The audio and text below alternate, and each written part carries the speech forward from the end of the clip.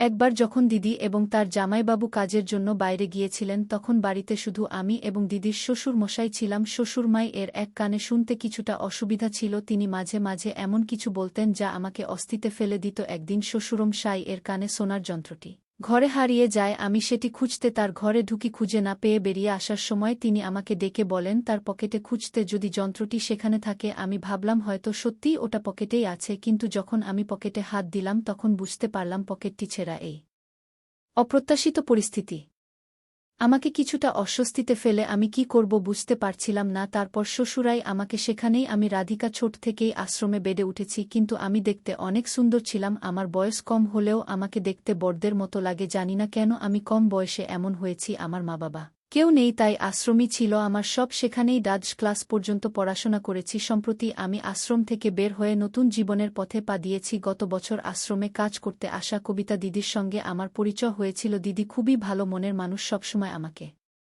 নিজের বোনের মতো দেখতেন। যখন আমি আশ্রম ছাড়ি তখন দিদি আমাকে তার বাড়িতে নিয়ে যান। দিদির বাড়িতে গিয়ে আমি তার ৬-০ বছর বয়সী শ্বশুর মোহনজির সঙ্গে পরিচিত হই। প্রথম দেখা থেকেই তিনি আমাকে অন্যভাবে দেখছিলেন। আমি কখনো ভাবিনি তিনি আমার সাথে এমন কিছু করবেন যা আমার জীবনকে পুরোটাই বদলে যাবে। আশ্রম ছেড়ে বের হওয়ার সময় দিদি আমাকে বললেন, রাধিকা, যদি তোমার কোনো আপত্তি না থাকে আমি তোমাকে আমার কাছে রাখতে চাই। তোমার ভবিষ্যৎ পড়াশোনার সমস্ত খরচ আমি দেখব। এরপর দিদি আমাকে তাদের জীবনের একটি গোপন কষ্টের কথা জানালেন। তিনি বললেন, আমার বিয়ে হয়েছে, কিন্তু ডাক্তারি পরীক্ষায় জানা গেছে আমি কখনো মা হতে পারব না। গত কয়েক বছর ধরে তোমার প্রতি আমার গভীর টান তৈরি হয়েছে। আমি তোমাকে দত্তক নিতে চাই। তুমি কি আমার সাথে আমার বাড়িতে যাবে? আমি তোমার সমস্ত দায়িত্ব নিতে প্রস্তুত। আমাদের মধ্যে কোনো রক্তের সম্পর্ক ছিল না, তবু দিদি আমাকে আপন করে নিলেন। ছোটবেলা থেকে আমি কখনো কারো ভালোবাসা পাইনি, বরং আশ্রমে প্রায়ই শুনতে পেতাম যে আমি নাকি রাস্তার ধারে কোনো নর্দমায় ফেলে যাওয়া সন্তান। কিন্তু দিদি কখনো আমাকে পর মনে করেননি। দিদির ভালোবাসা দেখে আমি তাকে জড়িয়ে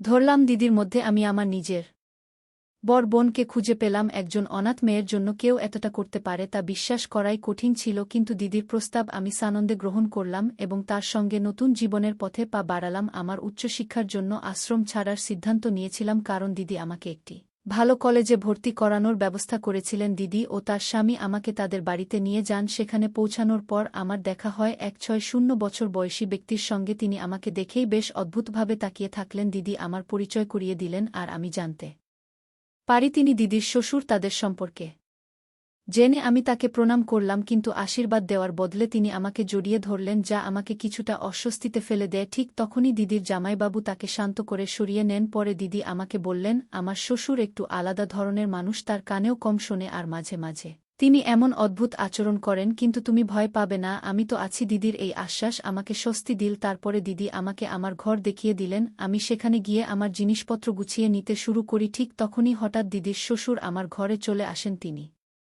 আবারও আমাকে অদ্ভুত চোখে দেখতে থাকেন। আমি কি বলবো তা বুঝতে পারছিলাম না। তিনি কাছে এসে বললেন, বেটি, আমার পুত্রবধূ তোমার সম্পর্কে সব বলেছে। তুমি খুব ভালো আর মেধাবী মেয়ে। তোমার মতো মেয়ে আমাদের বাড়িতে আসা সত্যিই ভাগ্যের বিষয়। তার কথা শুনে আমার মন কিছুটা হালকা হলো। তিনি তখন স্বাভাবিক লাগছিলেন, কিন্তু হঠাৎ তিনি আমার দিকে এগিয়ে আসতে থাকেন। আমি ভেবেছিলাম তিনি হয়তো আমাকে আবার জড়িয়ে ধরবেন, তাই দ্রুত একটা অজুহাত দিলাম। দিদি আমাকে ডাকছেন বলে ঘর থেকে বেরিয়ে গেলাম। সেই বাড়িতে প্রথম ৩ দিন দিদি ছিলেন বলে সবকিছু ঠিকঠাক লাগছিল, কিন্তু দিদির শ্বশুরের আচরণ আমাকে কিছুটা অস্বস্তিতে ফেলেছিল। ৩ দিন পরে দিদি আর জামাইবাবু গ্রামে যাওয়ার প্রস্তুতি নিচ্ছিলেন। দিদি বললেন, আমার মাম হাসপাতালে ভর্তি আছেন, তার দেখাশোনা করার কেউ নেই, তাই আমাকে যেতে হবে। শ্বশুর সাইকে তো সঙ্গে নেওয়া সম্ভব নয়, কারণ তার দেখাশোনার প্রয়োজন হবে। রাধিকা, তুমি কয়েকদিন বাড়ির দায়িত্ব নিতে পারবে তো? দিদি খুব নম্রভাবে বলছিলেন। আমি বললাম, দিদি, এত অনুরোধ করার প্রয়োজন নেই, এটা এখন আমারও বাড়ির শ্বশুর সাই আর বাড়ির দেখাশোনার দায়িত্ব আমি ঠিকভাবে পালন করব, তুমি নিশ্চিন্তে যাও। দিদি আমাকে আশীর্বাদ করলেন আর বললেন, তুমি খুবই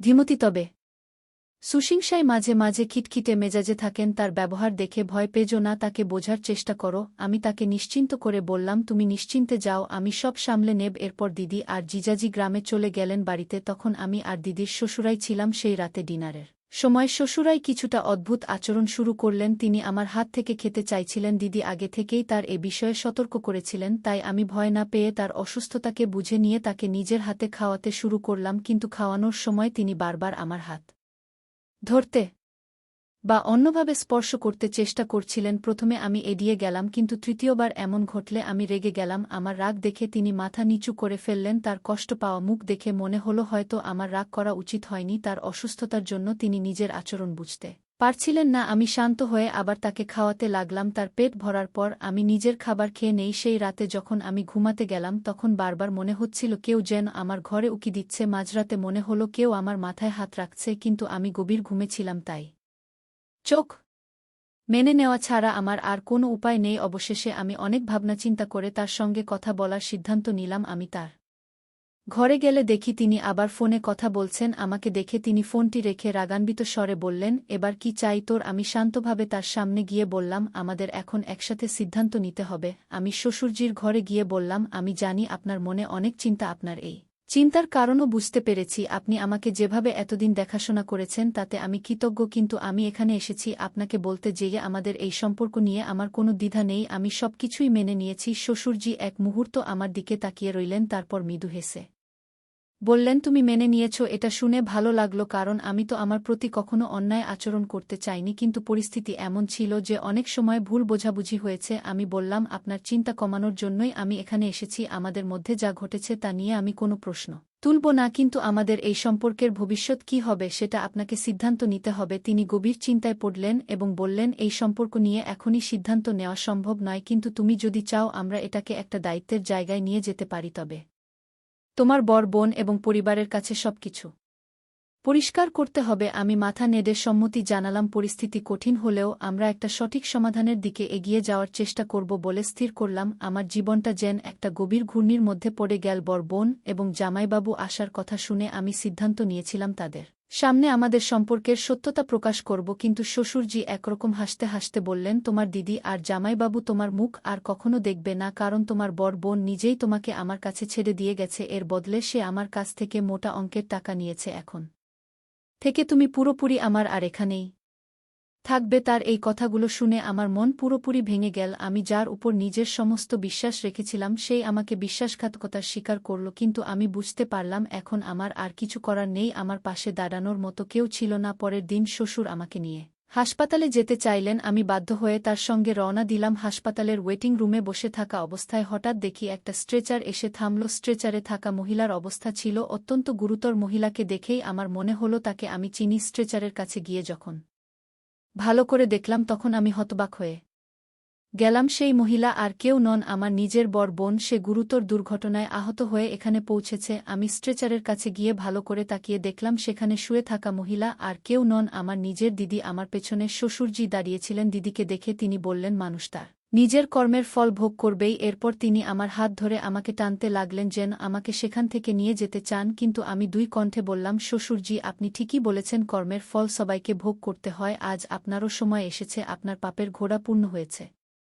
আমি জোরে চিৎকার করতে শুরু করলাম। আমার চিৎকার শুনে আশেপাশের লোকজন সেখানে ভিড় জমাতে শুরু করল। কাকতালীয়ভাবে সেই সময় এক পুলিশ অফিসার তার স্ত্রীকে নিয়ে ওই হাসপাতালেই ছিলেন। তিনি তখনই এগিয়ে এসে জানতে চাইলেন কেন আমি এত চিৎকার করছি। আমি তাকে আমার জীবনে ঘটে যাওয়া সমস্ত ঘটনার কথা খুলে বললাম। আমার কথা শুনে পুলিশ অফিসার সেই মুহূর্তে শ্বশুরজিকে গ্রেপ্তার করলেন। আমি নিজের চোখের সামনে সেই অন্যায়কারী মানুষটিকে হাতখোলা পড়তে দেখলাম। দিদির দুর্ঘটনায় মৃত্যু হয়েছিল, তার জীবন খুব অল্প বয়সেই শেষ হয়ে গিয়েছিল। আমি জানি প্রত্যেককে তার কর্মফল পেতেই হয়, আর সেদিন আমি ঈশ্বরের কাছে প্রার্থনা করলাম যেন কেউ আর এমন অন্যায়ের শিকার না হয়। আমার জীবন একটি অদ্ভুত মন নিয়েছিল। একদিন আমার শ্বশুর মশাই নিজের ভুল ঢাকতে আমাকে মাঙ্গল্যসূত্র পরানোর এবং স্মৃতিতে সিঁদুর দেওয়ার অভিনয় করেছিলেন। আমি তখন বুঝিনি, কিন্তু অজান্তে সেই ঘটনার ভিডিও ধারণ করে ফেলেছিলাম। সেই ভিডিও এবং ছবি পরবর্তীতে আদালতের একটি গুরুত্বপূর্ণ প্রমাণ হয়ে দাঁড়াল। আদালত আমাকে শ্বশুর মশাই দ্বিতীয় স্ত্রী হিসেবে স্বীকৃতি দিলেন এবং তাদের সম্পত্তি আমার এবং আমার অনাগত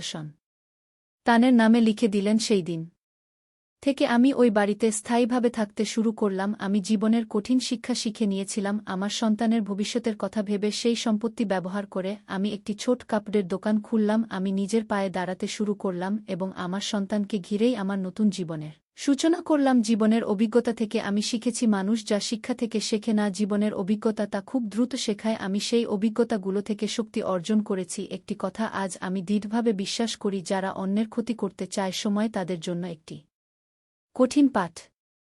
নিয়ে আসে ঈশ্বর সবকিছুর হিসাব রাখেন এবং সময় মতো বিচার করে। বন্ধুরা, এই গল্পের মাধ্যমে আপনাদের বলি, জীবনে যতই কঠিন সময় আসুক নিজের উপর বিশ্বাস রাখুন এবং সঠিক পথে এগিয়ে যান। এমন আরও অনুপ্রেরণামূলক গল্প দেখতে আমাদের চ্যানেলটি সাবস্ক্রাইব করুন, পাশে থাকা বেল আইকনটি প্রেস করুন যাতে করে আমরা যখনই নতুন ভিডিও আপলোড করি তার নোটিফিকেশন সবার আগে আপনার কাছে পৌঁছে যায়। ধন্যবাদ, দেখা হবে আমাদের পরবর্তী ভিডিওতে।